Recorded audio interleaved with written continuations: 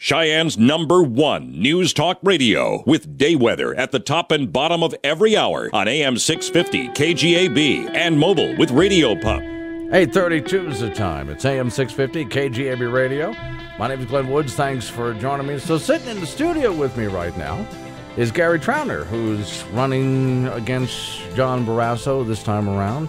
And you're from, first off, before we get into all the details about why you're running, you're originally from where? Let's give people a bit of a resume. I grew up in New York State.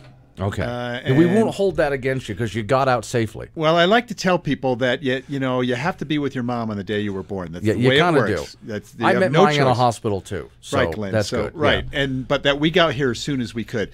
I've been in Wyoming for almost 30 years. Okay. Came about almost 30 years ago. Best move my wife and I ever made. Right. We have our sons, 2 boys, born and raised here in Wyoming. So I feel pretty comfortable that this is our place and will be for the rest of our lives. 30 years, I think you probably blend in after a while. That's probably a good thing. Okay, so now you're living where? I live over in Wilson, so west end of the state, not too far from Jackson. Okay, and you do what over there? I'm an entrepreneur. I'm a business person. I've started a bunch of different companies. Most recently, I was the chief operating officer of the medical center, St. John's Medical Center in Jackson. So a bunch of different things, but I'm a businessman. Okay, and now let's take a look at political experience. Any political experience at all, or is this literally, as they say in Wyoming, your first rodeo? No, actually. So I've been elected locally, chair of the school board, chair of a water and sewer district in my county, and I did 10, 12 years ago. I did run for U.S. House. So I kind of got fed up. I thought that we could do a better job, and I went up, and in 2006 I ran against then Representative Cuban, and came within a hair's breadth, came within less than half a percentage point of winning that race. Okay. And went again in 2008 because how do you not run after coming so close? Sure. Didn't come as close. And then I went back to my real life, to being a regular person. I'm not a professional politician. That's what I like to tell people. Democrat, Republican, Independent? I'm a Democrat. You have to be one party or the other. When you're running at the federal level, unless you're wealthy, unless you're independently wealthy, you need money and organization, which means you got to choose. But to me, the biggest problem we have in politics today is blind allegiance to party on both sides. Okay. Now, so what is it that makes you want to run against John Barasso? Is it just because she's up, because the House seat is up too? Or is there something about Senator Barasso that you've just had enough with? So one of the themes that we're using is sort of what we're calling the D.C. playbook. And I think what happens is people that have been in D.C. for too long forget who they're supposed to represent. And certainly being in the Senate versus the House, I think you have a much you can affect policy. You're one of 100 instead of 1 out of 435. So your ability to affect policy and have a voice is a little bit larger. And I tell people all the time, look, if you're content with New York hedge fund managers paying lower tax rates than Wyoming teachers, miners, and ranchers, then let's keep the status quo, right? If you're for getting rid of Social Security and Medicare and weakening that safety net, then let's keep the status quo. If you're for blowing up our deficit and our debt, instead of being fiscally responsible, then let's keep the status quo. But if not, I think maybe some fresh blood in D.C. is not a bad idea. Okay. Now, I'm not trying to get partisan with you here, but can we blame both parties for blowing up the deficit at this point? Because I look at both parties and I think, I don't care who's in charge, it always winds up bigger when they get out of there. I would say yes and no, right? I mean, I'd say yes in the sense that people in D.C. tend to view the money that comes into the federal government, I think in some ways sometimes as a personal piggy bank, right? For their own personal gain. And that's obviously wrong. But I will say that there's a philosophy out there, kind of trickle-down economics, right, which says that we can lower taxes on the wealthiest among us, and that somehow we can keep spending the money that we need to spend for military and other things, and that somehow that's not going to increase the debt and deficit. And that's always been a fool's game, and still is a fool's game.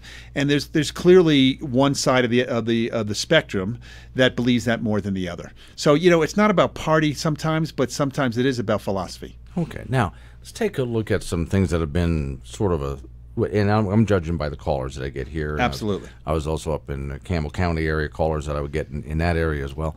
Big thorn in the side of many people here in the state of Wyoming is we have one healthcare insurance company left in the entire state. Our rates have gone through the roof up here. It was supposed to be less expensive. We were supposed to have more choices. The opposite has happened. So If you're there with Senator Barasso's seat, what would you be voting for? What would you be pushing? So I was the COO. I helped run a hospital, so I'm pretty familiar with healthcare. And the problem today in Wyoming is a lack of competition, and it's because of a lack of population base, right? I mean, it's hard for people to come in here and compete when there aren't enough people to cover to make it worth your while for your business, right? So now we're down to just Blue Cross Blue Shield. And I don't think that's because of the Affordable Care Act, by the way. That's because of the demographics of Wyoming and who we are. But look, at the end of the day, we need to find a way to get proactive, quality, basic, affordable health care for everybody. Right? That's the moral thing to do. It's the right thing to do. We don't buy health care like we buy TV sets or gas grills. And I don't think anybody in this country should ever be at risk of losing their house or losing their job because their kid gets sick or they get injured, which is what happens in this country all the time. So I think we need, having run a hospital and seen the healthcare system up close, we need more standardization. Right? We need to make sure the administrative costs are killing us. Our hospital had hundreds of contracts with insurers for different copays and different deductibles and different coverage levels, and that's crazy for a small community hospital to have to deal with things like that, right? We need to find a way to make costs more transparent. There's no free lunch. So everyone says, well, you can get health care, you can go to the emergency room if something's wrong. And I use the example, well, if you start out with a hangnail and you can't go to the urgent care because you can't afford $100, and then 2 months later it becomes an infection, and you still don't want to go because you think maybe I'll take a couple of, whatever, and then 2 months after that you have sepsis and you're in the emergency room and it costs $50,000 because it's life-threatening. A, that's not health care, that's triage. And B, there's no free lunch. So if you can't pay that bill, we all, the rest of us, the taxpayers, pay it. So let's make the costs more transparent and then decide what coverage we should and shouldn't have. But let's cover everybody. That's the biggest. Insurance is about spreading risk, right? So let's spread the risk over the biggest pool of people we can, everyone in America, bring down the cost while we can, and maybe we can have more competition too. I'm talking with Gary Trauner, who's running against Senator Barasso, and he wants the seat as your senator for here in the state of Wyoming. So can we get to a system, though, now I'm more of a libertarian kind of a thinker, a system where I get to make my own decisions again, because especially within the past 8-9 years or so, decisions are being made for me. I don't have that choice anymore. I'd like to be able to buy across state lines. Yeah, I think there's an issue with buying across state lines, and we've seen it with credit cards, right? So if you don't have certain standards, right, what happens is every credit card company is now based, I think it's in South Dakota, because South Dakota allows usurious interest rates, right? So when you can go across state lines to do things like that, I have no problem with you being able to buy across state lines as long as we have minimum standards so people don't get ripped off. Right, as long as we know that, look, you have to buy auto insurance, right? You're mandated to buy auto insurance. By the way, you have to pay taxes to pay for our military. And by the way, you may pay taxes and not agree with some of the things our country is doing. And I may pay taxes and disagree with some other things that our country is doing. But that's part of being a community too, right? So we may not always agree with everything that we're doing. And I kind of call myself a Libertarian-Democrat because I agree. We should be able to make many of our own decisions. But when it comes to something like healthcare, where spreading the risk is critical in order to make it affordable, I think that's something where we all have to pitch in with our neighbors. And neighborliness is a Wyoming value. Wyoming values also mean Wyoming phone lines. Does that even work? I don't think that did. I tried to tie that together. Nice transition, Glenn. We'll go with it. This is Glenn, who's on the phone. Good morning, gentlemen. I have a couple points of interest I'd like to ask the potential senator. First, I was getting a little confused before. Are you pro or anti-Obamacare? I am pro making sure that every single person in this country has access to basic quality, affordable health care. That's what I am pro. And how we get there, to me, doesn't really, I'm agnostic about how we get there. I want to make sure that we can do that.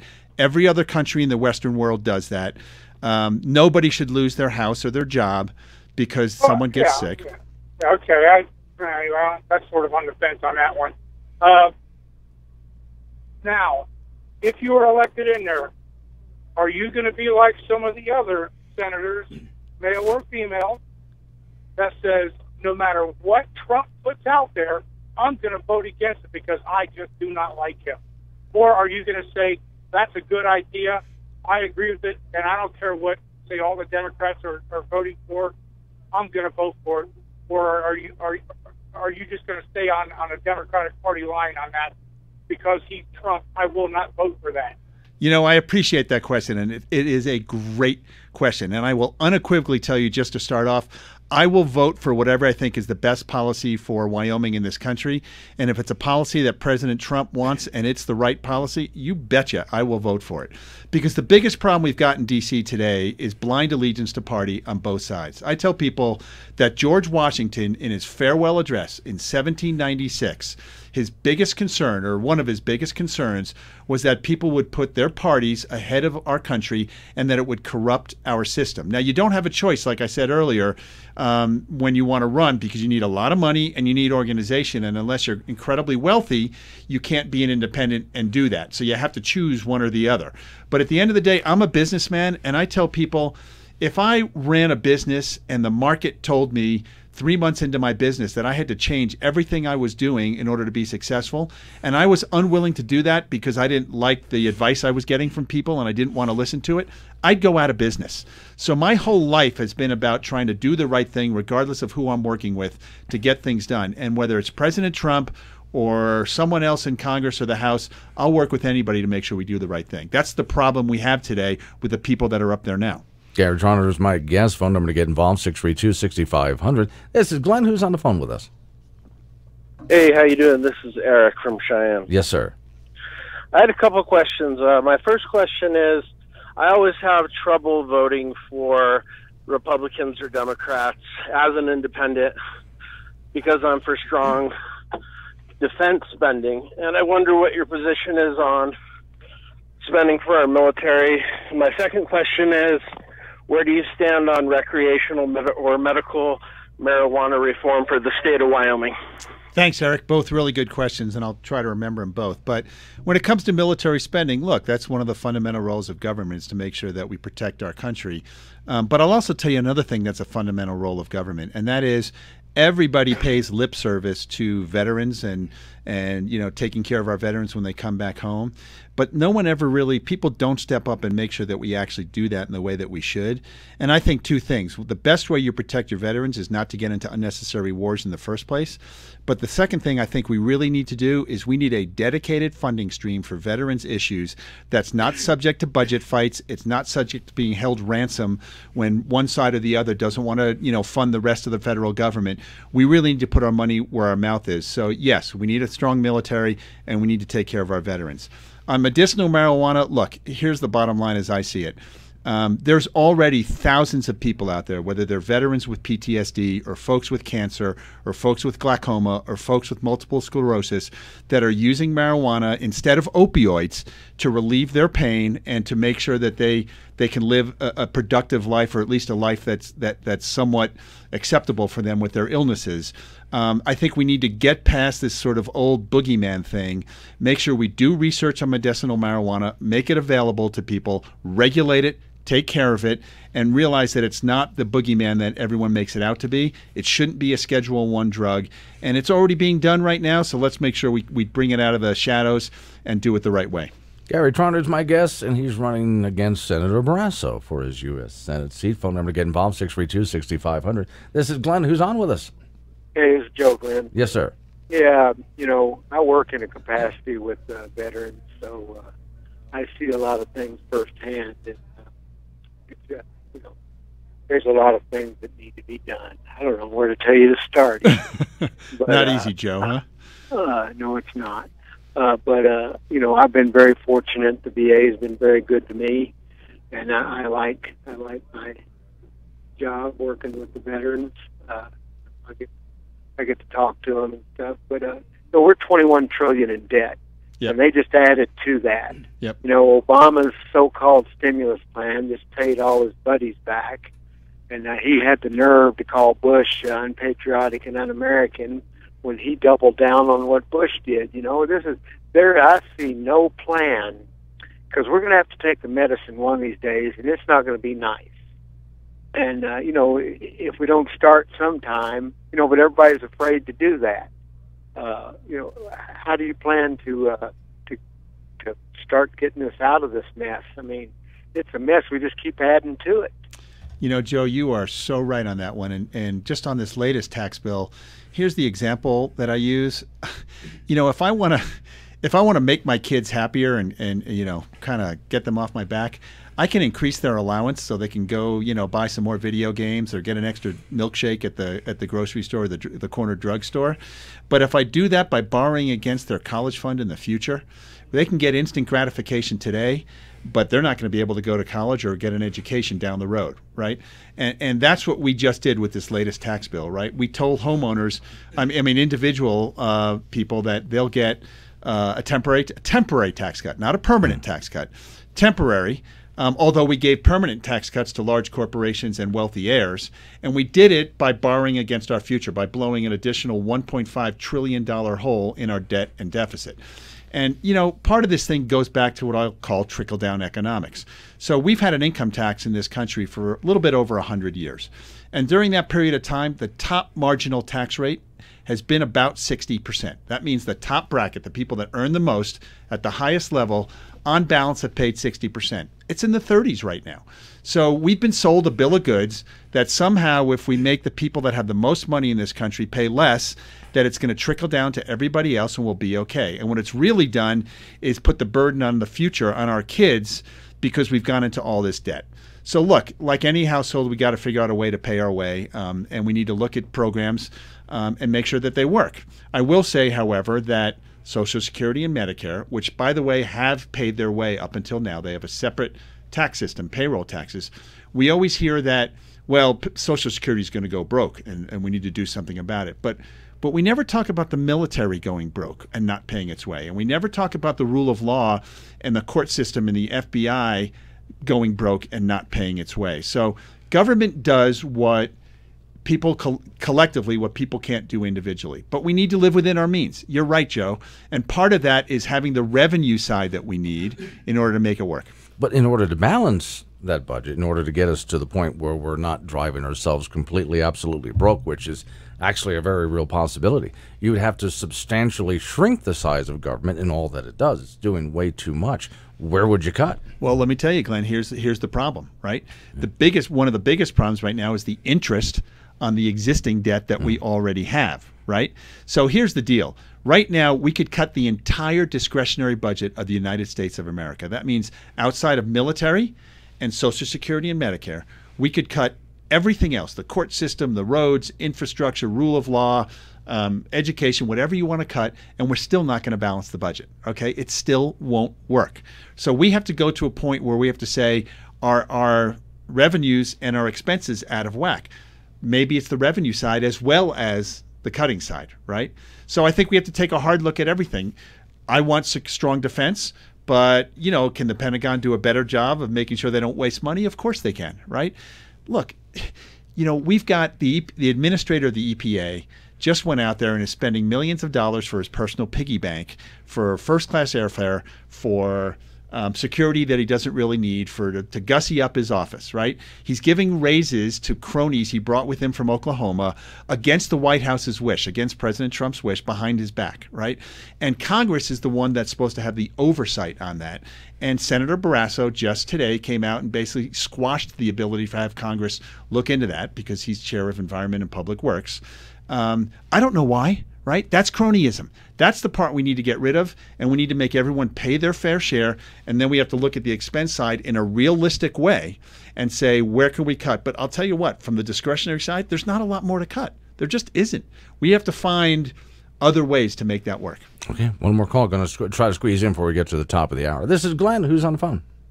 This is Jerry. Yes, sir. My question is, if the Democrats take back the House of Representatives in Congress, would you vote to have the president impeached?